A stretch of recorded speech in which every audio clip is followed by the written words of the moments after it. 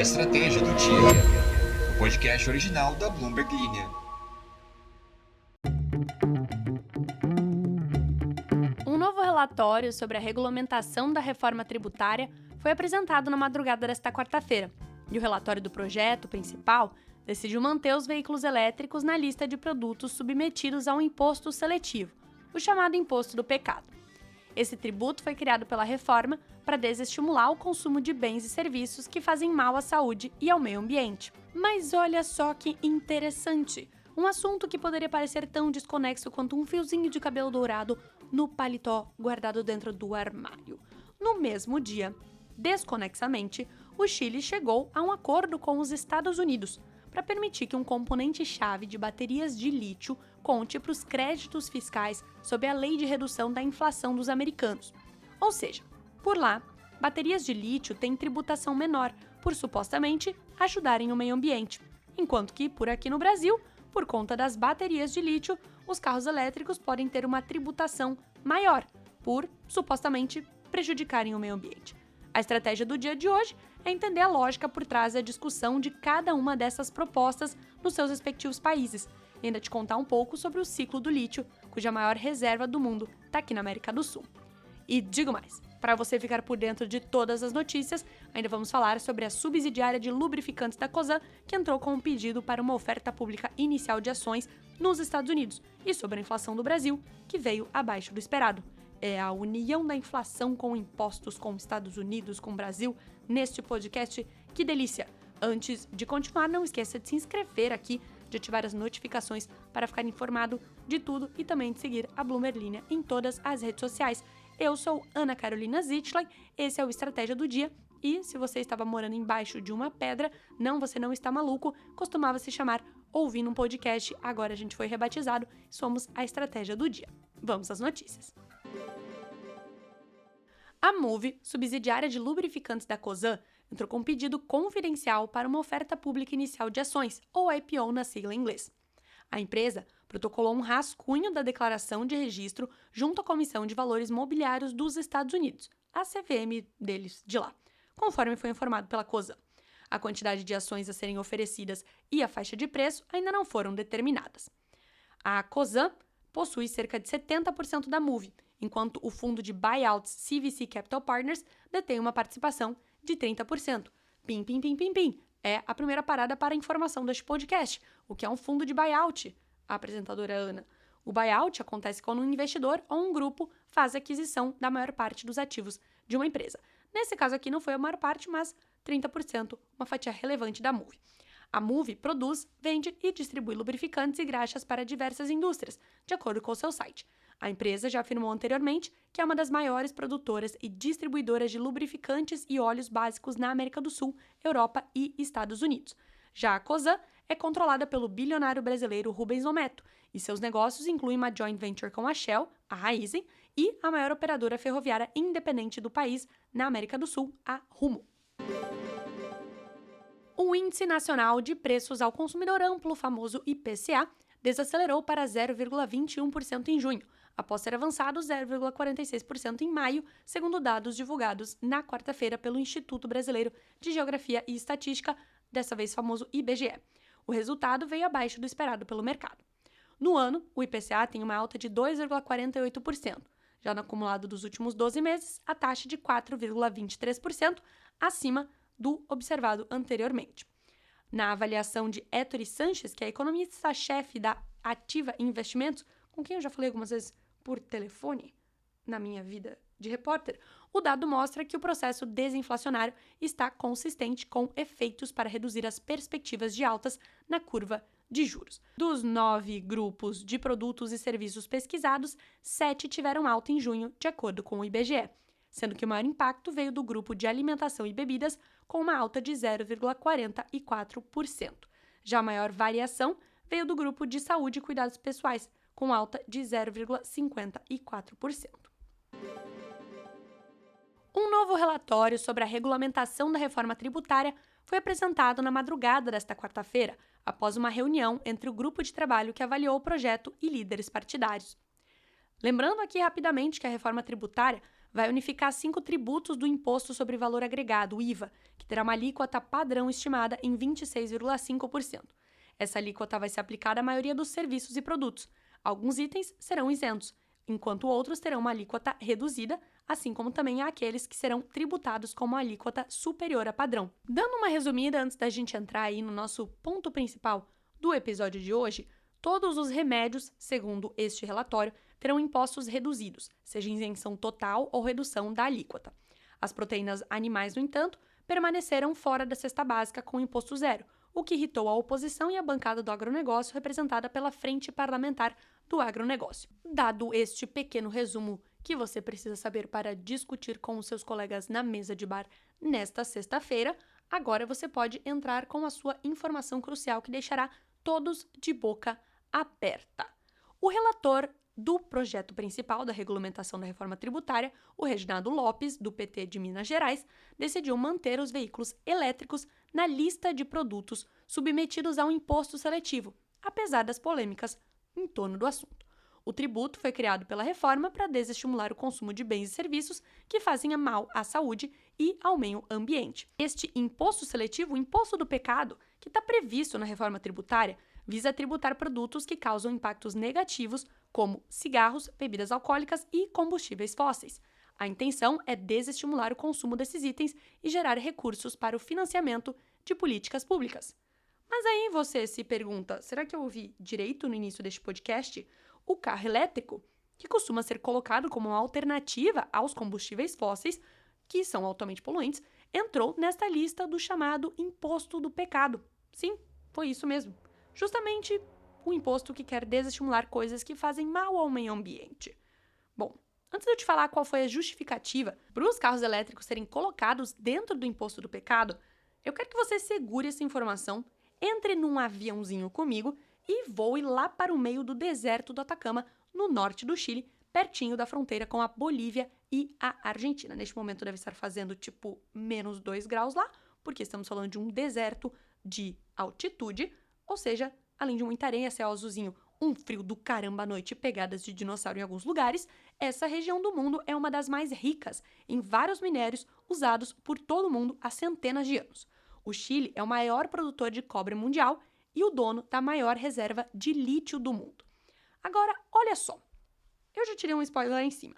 No mesmo dia em que o relatório final da reforma tributária, aumentando os impostos dos carros elétricos no Brasil, foi apresentado, também aconteceu essa parada aqui no Chile. O país sul-americano chegou a um acordo com os Estados Unidos para permitir que um componente-chave de baterias conte para os créditos fiscais sob a lei da redução da inflação dos Estados Unidos, aumentando o apelo do país em investir no Chile. Uma delegação chilena, liderada pelo ministro da Economia Nicolás Grau, é isso mesmo, você ouviu certo, é Nicolás Grau o nome dele, negociou um acordo pelo qual produtos de lítio com valor agregado fabricados no Chile, como cátodos, serão qualificados para os requisitos de sourcing doméstico dos Estados Unidos para uso em veículos elétricos. O que isso significa? Quanta palavra difícil! O governo do Chile tem procurado alavancar as maiores reservas de lítio do mundo para avançar na cadeia de valor, oferecendo preços agressivos para empresas fabricarem fosfato de ferro lítio para cátodos no Chile. Isso é aqui no nosso país sul-americano. Lá nos Estados Unidos, a Lei de Redução da Inflação foi aprovada pelo Congresso em agosto de 2022, em meio às pressões inflacionárias que assolavam o país e ao conflito entre a Rússia e a Ucrânia, que pressionava ainda mais os preços, sobretudo da energia, além de colocar em risco a segurança energética global. A lei prevê a aplicação de 430 bilhões de dólares para o combate à inflação e às mudanças climáticas. Essa lei, que tem a sigla de IRA em inglês, busca mitigar os efeitos inflacionários e colocar os Estados Unidos em uma posição de protagonismo no processo de transição energética, incluindo o cumprimento das metas climáticas estabelecidas pelo governo Biden como objetivo de zerar as emissões líquidas até 2050. Só que enquanto as matérias-primas produzidas por aliados comerciais dos Estados Unidos claramente se qualificavam para a IRA, havia menos clareza sobre produtos industrializados, como os cátodos de bateria. Pausa para te contar o que são cátodos, que não são gados. Cátodos são componentes essenciais nas baterias recarregáveis, como as usadas em veículos elétricos e dispositivos eletrônicos. Eles são eletrodos, onde ocorre a reação de redução durante o processo de descarga da bateria. Em outras palavras, os cátodos são os polos positivos das baterias e desempenham um papel crucial no armazenamento e liberação da energia. Ahá! Os cátodos são geralmente feitos de materiais que podem acomodar íons de lítio, como óxidos metálicos, fosfato de ferro-lítio e outros compostos, que permitem a inserção e remoção de íons de lítio durante os ciclos de carga e descarga. A escolha do material do cátodo afeta diretamente a capacidade, a vida útil, a segurança e o custo da bateria. Ou seja, esse acordo com os Estados Unidos do Chile basicamente faz com que os cátodos fabricados no país sejam tratados como de origem doméstica lá pelos americanos, tornando mais atraente para empresas americanas investirem em construções de fábricas desses componentes por aqui, na América do Sul, especificamente no Chile. E aí tem mais um pulo do gato. No momento, as 3 principais empresas às portas de produzirem os cátodos são chinesas. A empresa chinesa Tianqi Lithium possui uma participação significativa na produtora chilena de lítio SQM, ou Sociedade Química e Mineira de Chile. Embora a Tianqi, não Chianti, o vinho, embora a Tianqi esteja mais envolvida na extração e produção de compostos de lítio, sua presença no Chile pode se expandir para a produção de cátodos no futuro. Já a Ganfeng, que é outra grande empresa chinesa de lítio, também está envolvida na produção lá no Chile e pode expandir suas operações para incluir a produção de cátodos. Por fim, a BYD, conhecida por seus veículos elétricos e baterias, anunciou planos para construir justamente uma planta de produção de fosfato de ferro-lítio por lá. Só que aí a gente tem um probleminha, que é justamente o pulo do miau, do gato. A China e os Estados Unidos não costumam se dar muito bem em questões comerciais, não é mesmo? Ainda mais quando estamos falando de veículos movidos a bateria elétrica. Em maio, os Estados Unidos anunciaram novos impostos para uma série de produtos fabricados na China, sendo a maior taxação de 100% justamente para os carros elétricos chineses. E é justamente por isso que o país sul-americano, Chile, tem atraído interesse de fabricantes de baterias coreanos, interessados em desenvolver plantas de processamento por lá. Ao contrário dos projetos geridos por chineses, o lítio processado por empresas coreanas no Chile e enviado aos Estados Unidos se qualifica para incentivos da IRA, a Lei de Incentivo à Redução da Inflação. Projetos de cátodos no Chile também podem processar lítio extraído na Argentina, segundo Carla Flores, que é chefe do órgão de promoção de investimentos estrangeiros Invest Chile. Bom, agora vamos tirar nossas touquinhas de frio usadas para explorar essa parte dos Andes na América do Sul e vamos voltar para Brasília. A justificativa dada pela Câmara dos Deputados para a entrada dos veículos elétricos no imposto do pecado é o impacto ambiental proporcionado pelas baterias que alimentam os carros elétricos. Abre aspas para o deputado Hildo Rocha, do MDB do Maranhão. É um carro que do berço ao túmulo polui, principalmente no túmulo. Então, ele não poderia ser diferente na sua tributação no imposto seletivo em relação aos carros a combustão. Fecha aspas. As baterias de lítio estão nas nossas vidas há muito tempo, não é só nos carros. São usadas em relógios digitais, tablets, notebooks, smartphones e agora em larga escala nos veículos híbridos e elétricos. São considerados uma parte da solução contra as mudanças climáticas, mas também, se não trabalhadas adequadamente, podem ser um problema maior. Para contornar essa situação, grupos de pesquisa em todo o mundo estudam formas de reciclar e reaproveitar os metais que compõem os módulos de bateria elétrica, como o cobalto, o cobre, o grafite, o alumínio e o lítio. Eu não vou te contar como todo esse processo de reciclagem é feito porque eu usarei química na escola, mas a Agência Internacional de Energia estima que o descarte de baterias de veículos elétricos vai aumentar significativamente nas próximas décadas.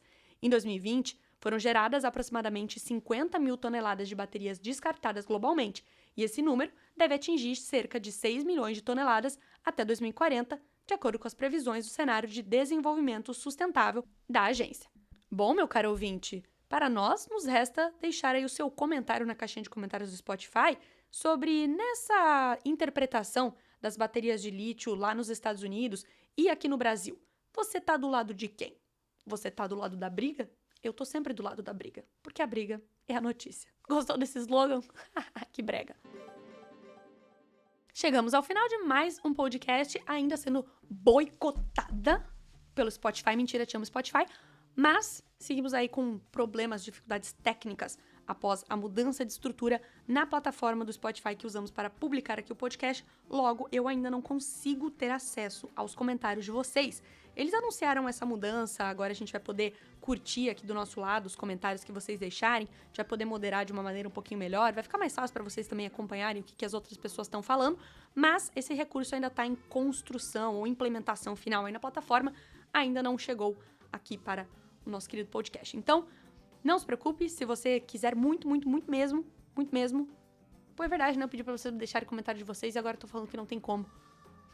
Deixa aí, vai que aparece. Mas se você quer muito colocar o comentário, mandar a sua opinião, manda pra mim no meu Instagram, ana.sieds, @ana.sieds. Se você não quiser me seguir no Instagram, manda pra Bloomerlinea Brasil. Eles vão adorar ver os comentários de vocês sobre esse podcast. Aproveita pra seguir a gente lá, tá bom? Um grande beijo pra você e até amanhã.